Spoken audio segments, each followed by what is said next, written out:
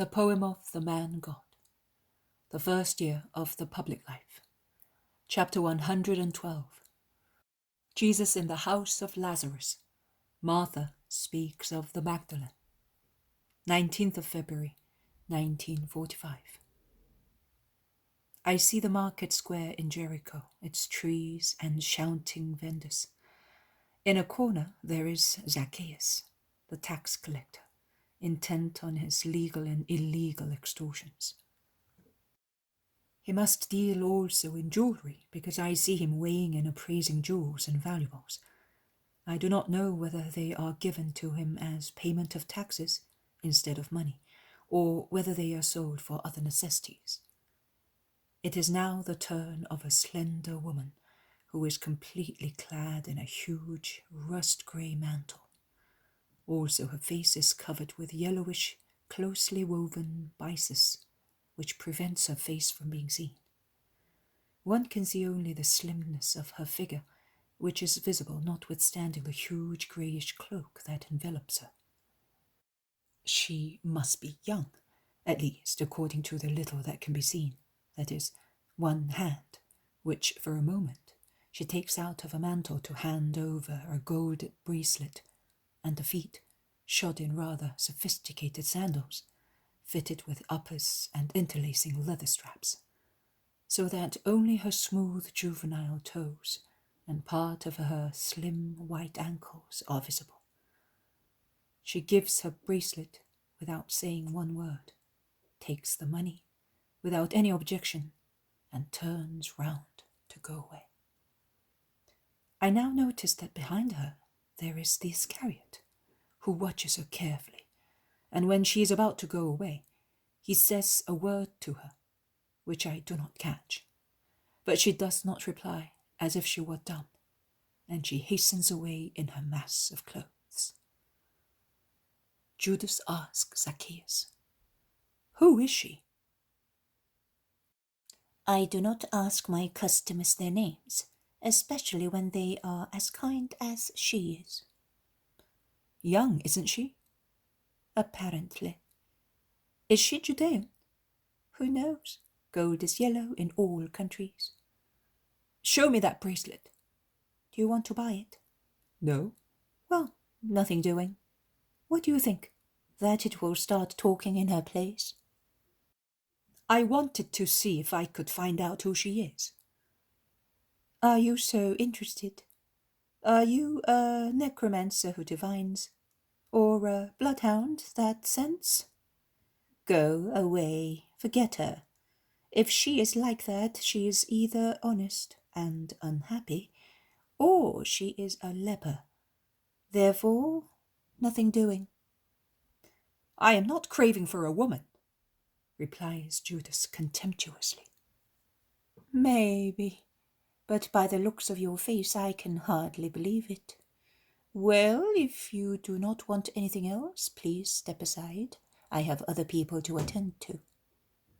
Judas goes away angrily and asks a bread vendor and a fruit seller whether they know the woman who had just bought some bread and apples from them, and whether they know where she lives. They do not know. They reply, "She has been coming here for some time, every 2 or 3 days, but we do not know where she lives." "But how does she speak?" insists Judas. The two laugh and reply, "With her tongue." Judas abuses them and goes away, and runs into the group of Jesus and his disciples, who are coming to buy some bread and food for their daily meal. The surprise is reciprocal and not very enthusiastic. Jesus says only, "You are here?" And while Judas mumbles something, Peter breaks into a loud laugh and says, "Ha ha! Here I am blind and a misbeliever. I cannot see the vineyards, and I don't believe in the miracle." "What are you saying?" asks 2 or 3 disciples. "I am speaking the truth. There are no vineyards here, and I cannot believe that Judas, in all this dust, can gather grapes simply because he's a disciple of the rabbi." "Vintage finished a long time ago." replies Judas harshly. And Kerioth is many miles away, concludes Peter. You are attacking me at once. You are hostile to me. No, I'm not such a fool as you think. That is enough, commands Jesus. He is severe. He addresses Judas. I was not expecting to see you here. I thought you would be in Jerusalem for the tabernacles. I am going there tomorrow. I have been waiting here for a friend of our family who... Please, that is enough. Do you not believe me, Master? I swear I did not ask you anything. And please, do not say anything. You are here. That is enough. Are you thinking of coming with us? Or have you still got business to attend to? Answer frankly. No, I have finished. In any case, that fellow is not coming, and I am going to Jerusalem for the feast. And where are you going? To Jerusalem. Today? I will be at Bethany this evening. At Lazarus's house? Yes, at Lazarus's. Well, I will come too. Yes, come as far as Bethany. Then Andrew with James of Zebedee and Thomas will go to Gethsemane to make preparations and wait for us all, and you will go with them. Jesus stresses the last words in such a way that Judas does not react. And what about us? Asks Peter. You will go with my cousins and Matthew, where I will send you, and will come back in the evening. John, Simon, Bartholomew, and Philip will stay with me. That is, they will go and announce in Bethany that the rabbi has come and will speak to the people at the 9th hour. They walk quickly across the barren countryside. There is an impending storm, not in the clear sky, but in their hearts. They are all conscious of it, and they proceed silently. When they reach Bethany, and coming from Jericho, Lazarus's house is one of the first to be met. Jesus dismisses the group that is to go to Jerusalem, and then the other one which he sends towards Bethlehem, saying, Go and do not worry. Halfway you will find Isaac, Elias, and the others. Tell them that I will be in Jerusalem for many days, and I expect to bless them. In the meantime, Simon has knocked at the door and had it opened. The servants inform Lazarus, who comes at once. Judas Iscariot, who had gone a few yards ahead, comes back with the excuse of saying to Jesus, I have displeased you, Master. I realize it. Forgive me.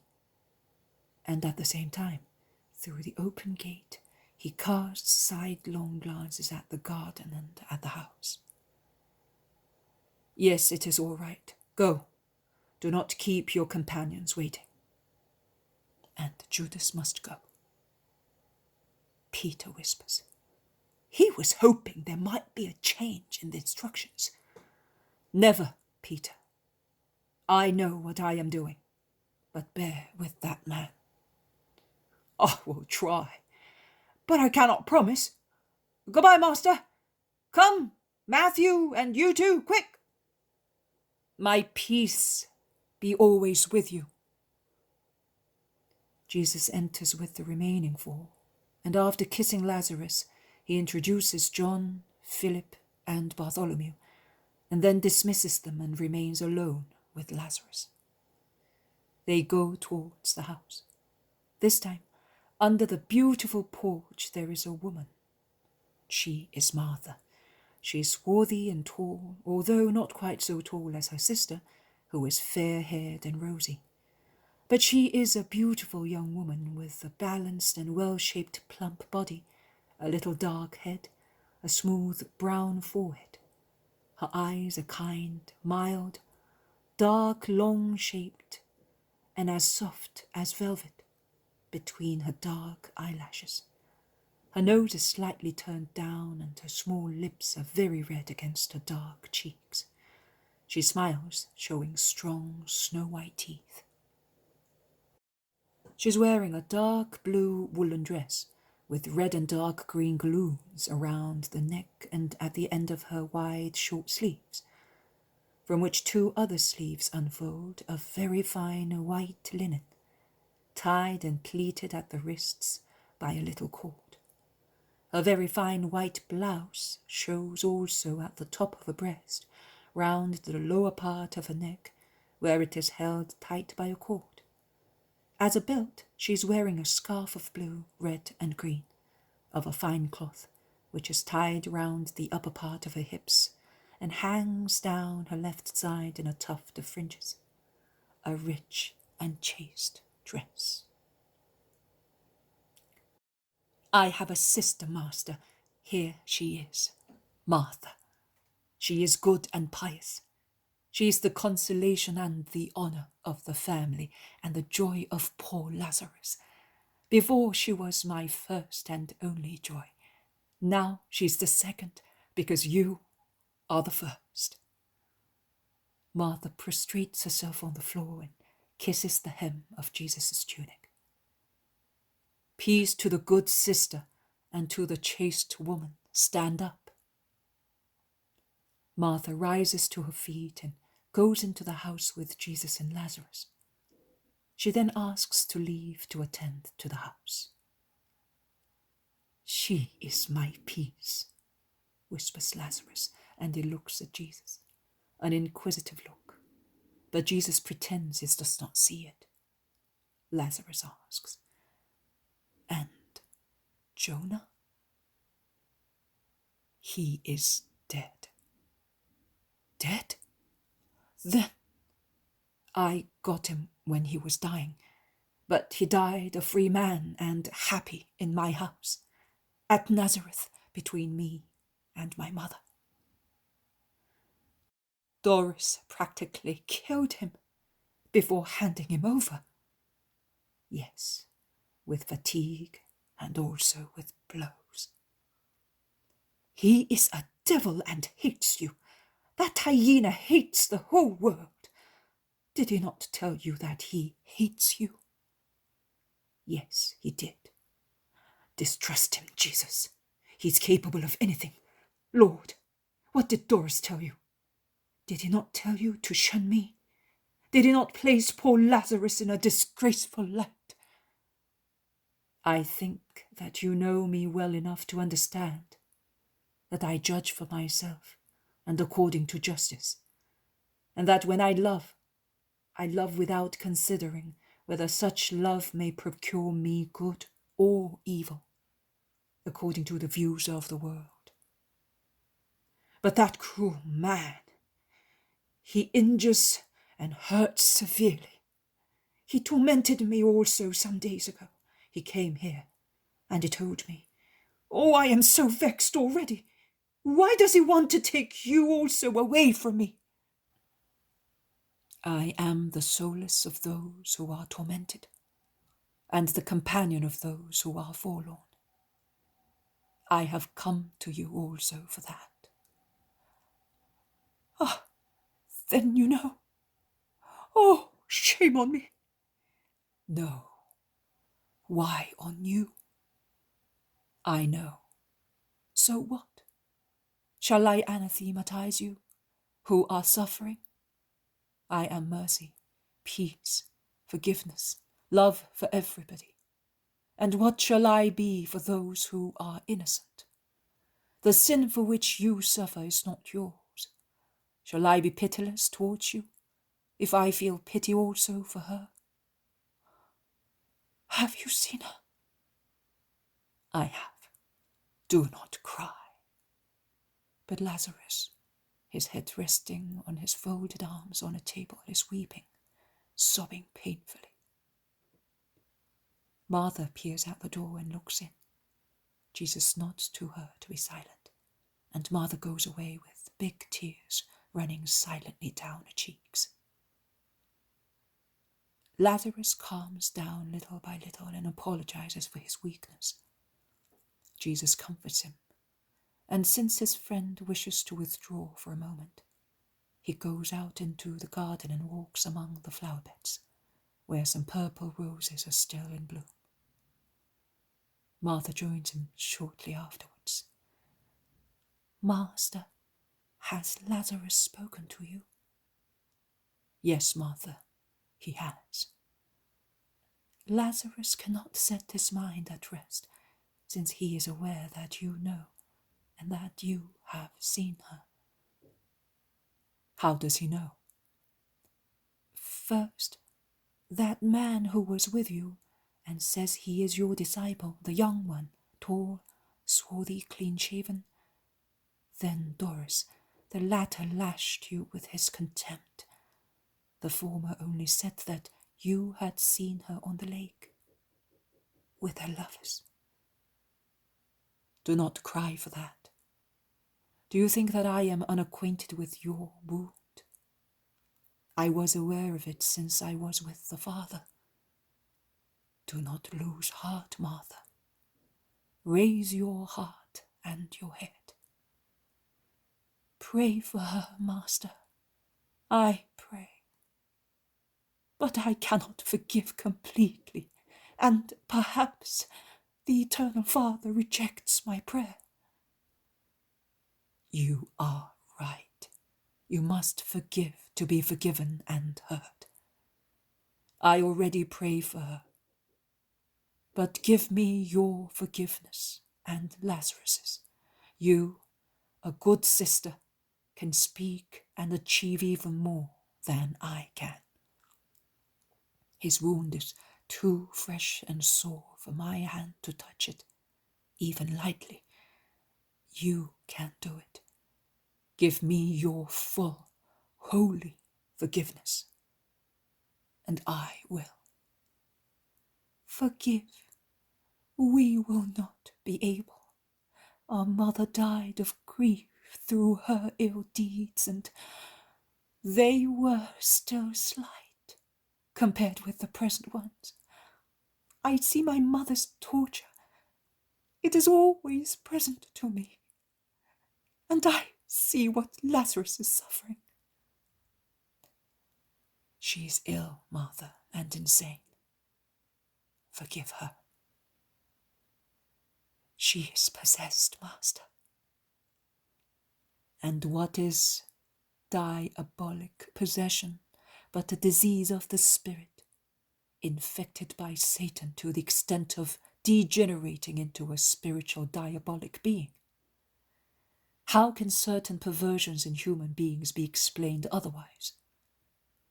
Perversions that make man much worse than the beasts in ferocity, more lewd than monkeys in lust, and so on, and make a hybrid in which man, animal, and demon are mingled.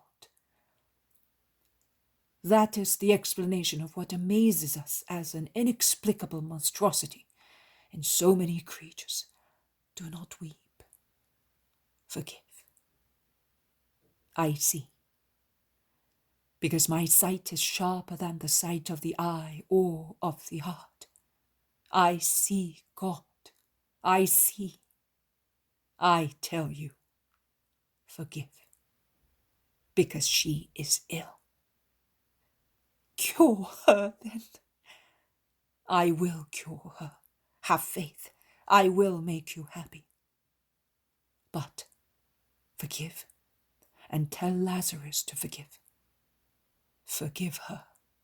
Love her. Be on familiar terms with her. Speak to her as if she were like you. Speak to her of me. How do you expect her to understand you, the Holy One? She may not seem to understand, but my name, even by itself, is salvation. Get her to think of me and to mention my name. Oh, Satan runs away when a heart thinks of my name. Smile, Martha, at this hope. Look at this rose. The rain of the past days had spoiled it, but look, the sun today has opened it, and it is even more beautiful because the drops of rain on the petals adorn it with diamonds. Your house will be like that. Tears and sorrow now, and later, joy and glory. Go, tell Lazarus while I, in the peace of your garden, will pray the Father, for Mary, and for you. It all ends thus.